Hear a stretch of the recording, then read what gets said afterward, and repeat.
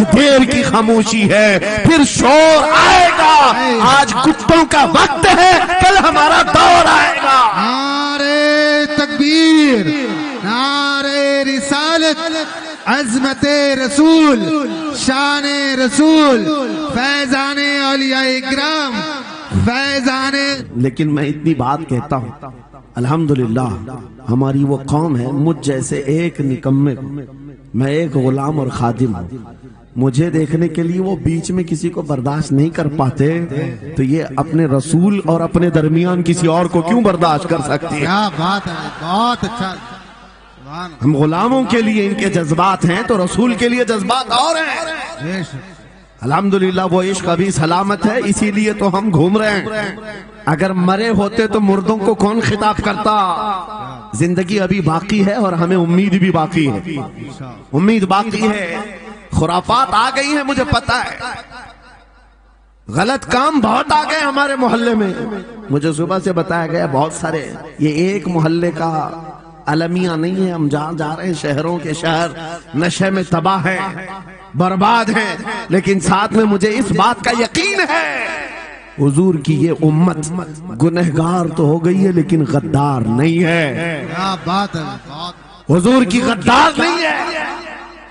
آج بھی اگر ان سے کہہ دو، چاہے وہ کسی بھی طرح کا عمل رکھتا ہو، حضور کی عزت کی بات آئی تو اپنی گردن لے کر حاضر ہونے کو تیار سبحان اللہ ہے یا نہیں میری اس بات پر؟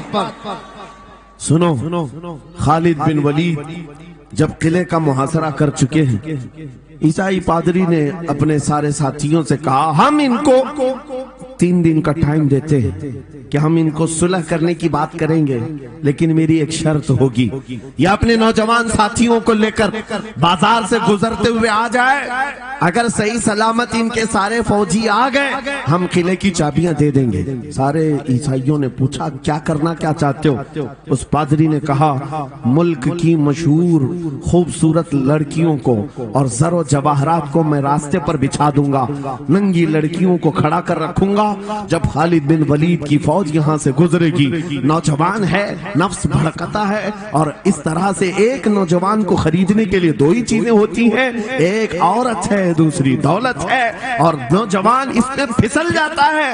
میں جانتا ہوں کہ جب یہ دونوں چیزیں سجا کر رکھ دی جائیں، خالد بن ولید کے یہ لشکری ٹوٹ پڑیں گے عورتوں پر اور دولت پر، ہم آسانی سے ان پر قابض ہو جائیں گے۔ سب نے واہ واہ کیا، تالیاں بجائی، اور پادری آ کر خالد بن ولید سے کہتا ہے ہم آپ سے لڑنا نہیں چاہتے، ہم آپ سے مقابلہ نہیں کرنا چاہتے، آپ 3 دن کے بعد اپنے لشکریوں کو لے کر اس بازار سے گزرتے ہوئے آ جائیے، صحیح سلامت اگر آپ پہنچ گئے تو قلعے کی چابیاں آپ کے حوالے کر دوں گا۔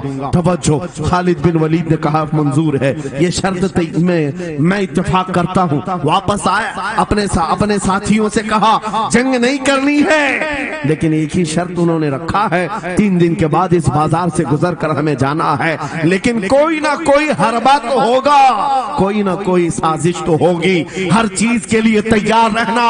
خالد بن ولید اپنے ان نوجوان لشکریوں سے کہہ رہے تھے اے نوجوانوں توجہ سے سننا اس بات کو، آج بھی دنیا یہ سارے حربوں پر عمل کر رہی ہے ہمارے ساتھ، ہمارے نوجوانوں کے ساتھ۔ خالد بن ولید کے 3 دن گزر گئے، عیسائیوں نے اپنی تیاریاں خوب کر لی، بازار میں اوریاں لباس میں، آدھے لباس میں ننگی لڑکیوں کو کھڑا کیا، زر و جواہرات دولت کے انبار بچھا دیے۔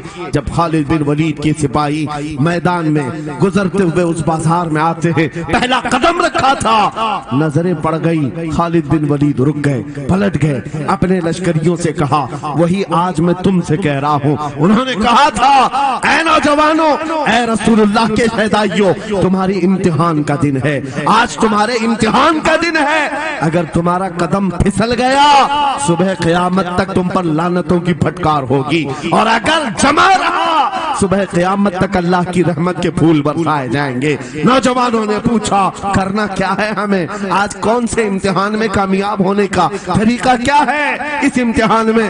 خالد بن ولید نے کہا کچھ نہ کرنا، بس اپنے رسول کی سنت پر عمل کرنا۔ کہا ہم تو کرتے ہیں، یہاں کیا کرنا ہے؟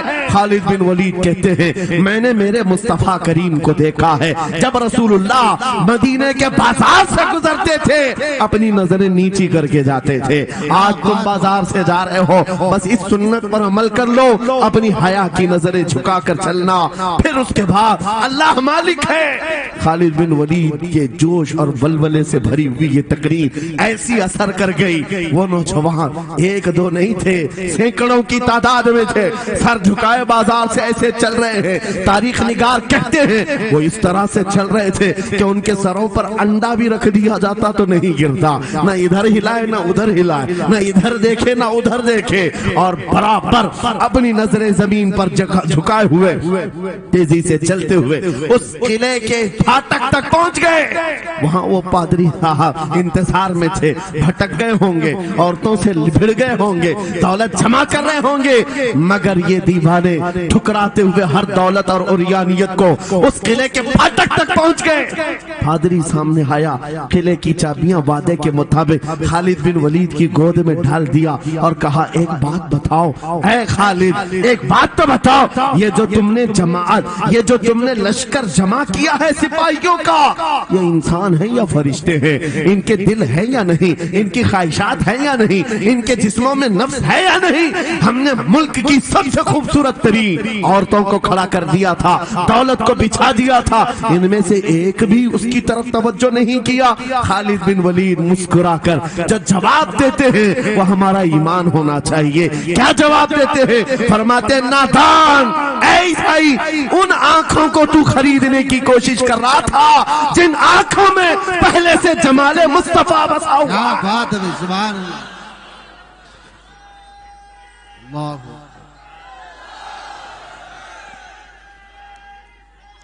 یا رسول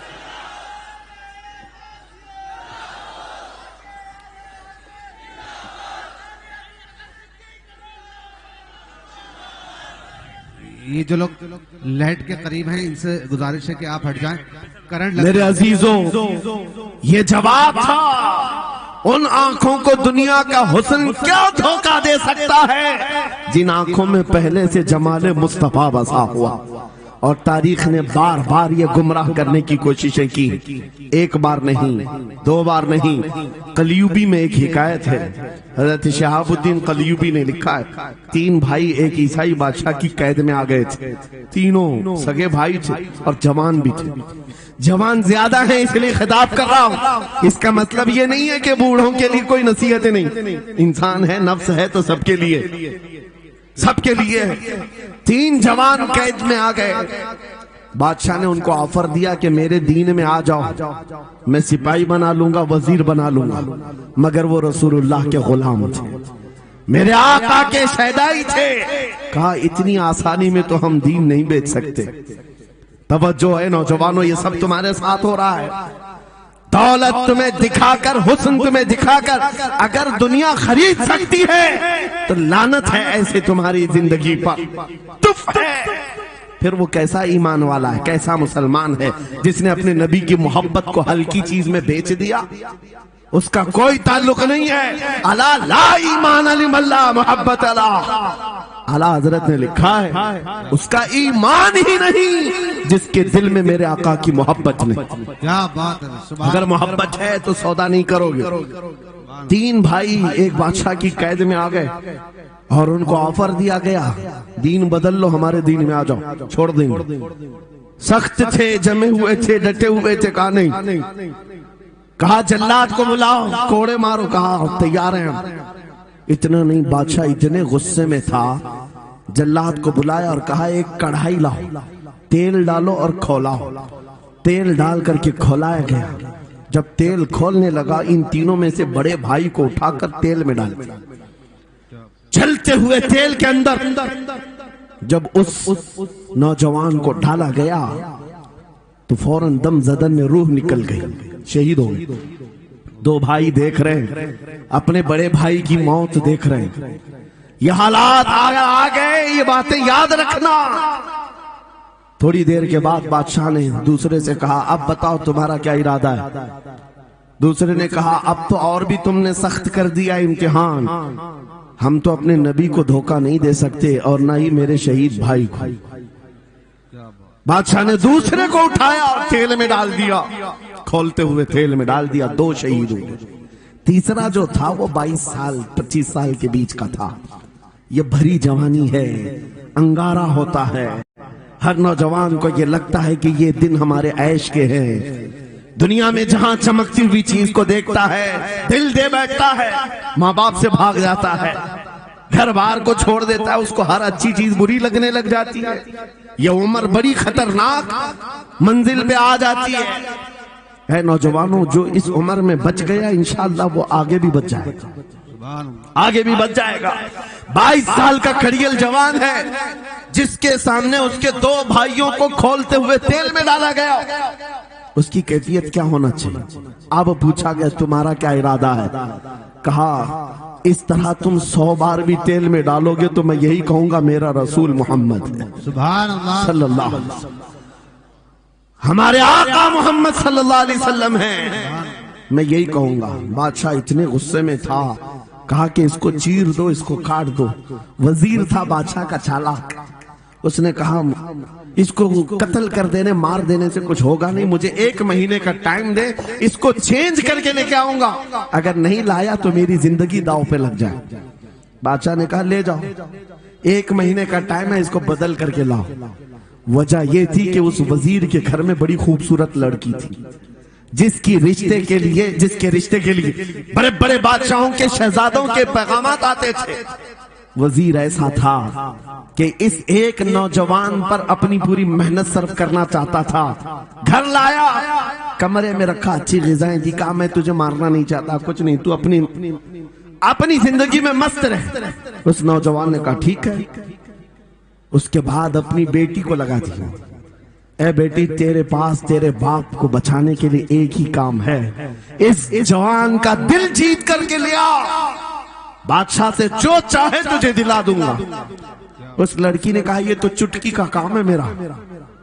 जिसके पास हुस्न होता है उसे ऐसा लगता है हर किसी को अपने दामे फरेब में फंसाएगी। इतना आसान नहीं है, हर कोई लट्टू नहीं होता। रात को जब ये लड़की आती, नौजवान मुसल्ला बिछाता सजदे में चला जाता और वो खड़ी रहती बैठी रहती, खड़ी होती बैठी होती, रात गुजर जाती, वो ओंग ओंग कर चले जाती। कितने दिन हो गए, रोजाना वो बात तक नहीं करता, सर तक नहीं उठाता, उसका सजदा लंबा ही होता चला जाए। जब वो चली जाए सजदे से उठ जाए। महीना गुजरने को आया, तंग आ गई, कहा उस जवान को, ए नौजवान, ए पत्थर दिल के लड़के, जरा उठकर एक बार मुझे देख तो ले।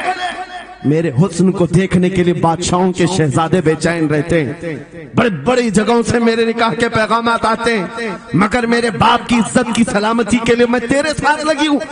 क्या बात है, तुझे गुरूर कितना है, मुझे देखता क्यों नहीं?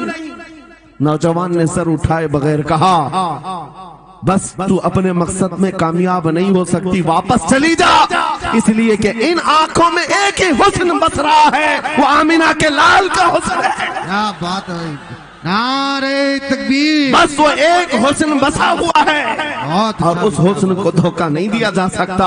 सुभान अल्लाह। वो खातून के दिल में, उस लड़की के दिल में ऐसी हैबत तारी हो गई, ऐसी हैबत तारी हो गई, कपकपाने लग गई और खड़े होकर कहने लगी, मैं दिल से गवाही देती हूँ कि तू भी सच्चा है, तेरा दीन भी सच्चा। सुभान अल्लाह, सुभान अल्लाह। उठ जा, मुझे आजाद कर इस तमाम वाहियात जिंदगी से, मैं तेरे साथ आने को तैयार हूँ, तेरे दीन में भी और तेरे निकाह में भी। नौजवान खड़ा हुआ, कहा कि ये ईमान लाई हुई है। उस खातून ने कहा मैं तेरी बेड़ियां खोलती हूँ, मैं यहाँ से जाने का रास्ता फराहम करती हूँ। दुनिया जिसको फंसाने के चक्कर में थी, अक्सर ये देखा गया है वो खुद अपनी गर्दन मुस्तफा के कदमों में देने को तैयार। क्या बात है। शर्त इतनी है कि मोहम्मद से वफा तूने, तो हम तेरे हैं, ये जहां चीज है क्या लौह कलम तेरे हैं, सुभान अल्लाह। सब तुम्हारा हो सकता है, सब तुम्हारा होगा। बस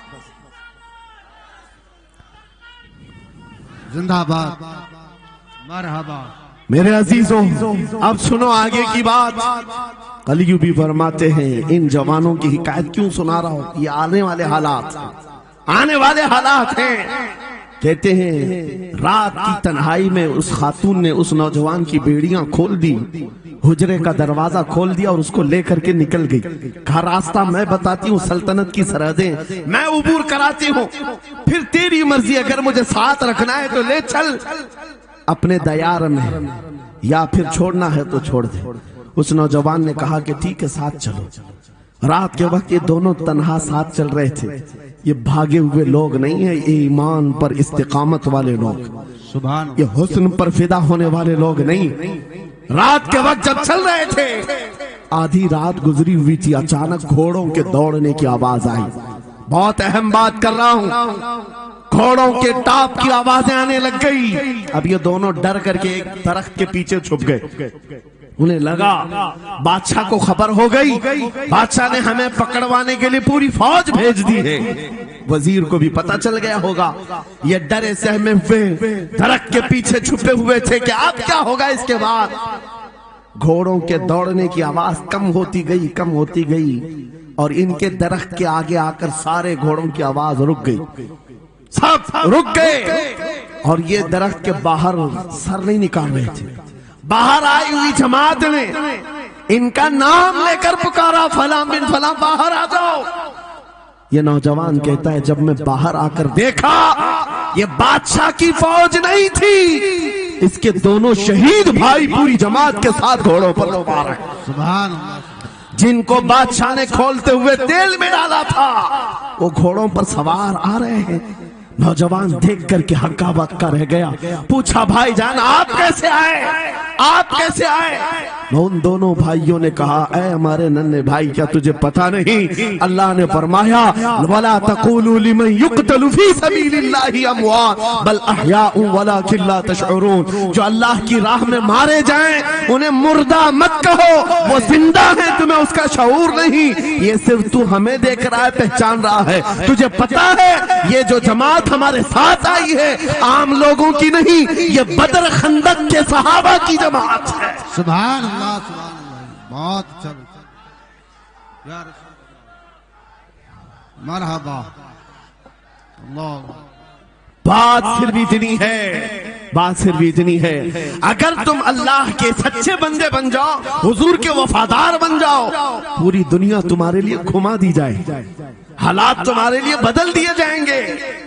थोड़े दिनों की बात है, इसीलिए इकबाल ने कहा था, सच्ची बात है नौजवानों, मेरा पैगाम ये है, अगर सुनना है तो सिर्फ इतना है, कुफ्र दम तोड़ देगा टूटी हुई शमशीर के साथ, कुफ्र दम तोड़ देगा टूटी हुई शमशीर के साथ। घर तुम निकल आ जाओ एक बार नारे तकबीर के साथ। नारे तकबीर, नारे रिसालत, नारे गौसियत, लब्बैक या रसूल अल्लाह, लब्बैक या रसूल अल्लाह, नारे तकबीर। अब बात ये सुनकर के चलो, दो मिसालें मैंने तुम्हारे सामने रखी, एक सैयदना खालिद बिन वलीद की, एक ये तीन नौजवान भाइयों की।